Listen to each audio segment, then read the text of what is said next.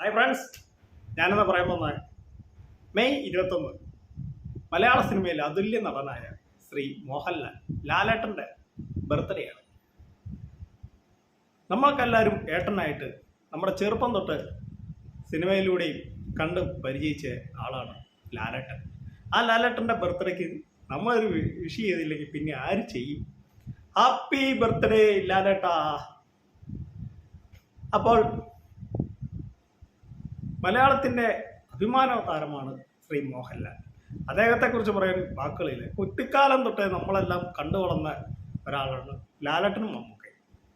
ലാലേട്ടൻ്റെ പടങ്ങൾ ഒരുപാട് നമ്മൾ കുട്ടിക്കാലത്ത് കണ്ടിട്ടുണ്ട്. നമ്മളെ കരയിച്ചിട്ടുണ്ട്, നമ്മളെ ചിരിപ്പിച്ചിട്ടുണ്ട്.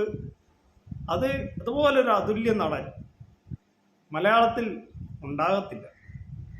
മമ്മൂക്ക ഉണ്ട് കേട്ടോ.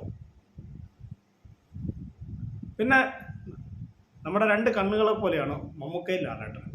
രണ്ടുപേരും നമ്മുടെ സൂപ്പർ സ്റ്റാറാണ്. ലാലേട്ടൻ്റെ നഖം ചലിക്കുന്നതാണ് ഭരത് കോവി പറഞ്ഞത്. ഓക്കെ, ഭരത് കോവി അല്ല കേട്ടോ, ഭരത് കോവി. എനിക്ക് മാറിപ്പോയി, തെറ്റിപ്പോയത്. അപ്പോൾ ഒരുപാട് നല്ല നല്ല കഥാപാത്രങ്ങളിലേക്ക് നമ്മളെ കൊണ്ടുവന്ന ഒരു വ്യക്തിയാണ് ലാലേട്ടൻ. ഇപ്പോഴും അദ്ദേഹം സൂപ്പർ സ്റ്റാർ തന്നെ, ഒരു സംശയമില്ല. അപ്പം ലാലേട്ടൻ ഇനിയും ഒരുപാട് വർഷങ്ങൾ ഇരിക്കട്ടെ. ഒരുപാട് വർഷങ്ങൾ ലാലേട്ടൻ മലയാള സിനിമയിലുണ്ടാകട്ടെ.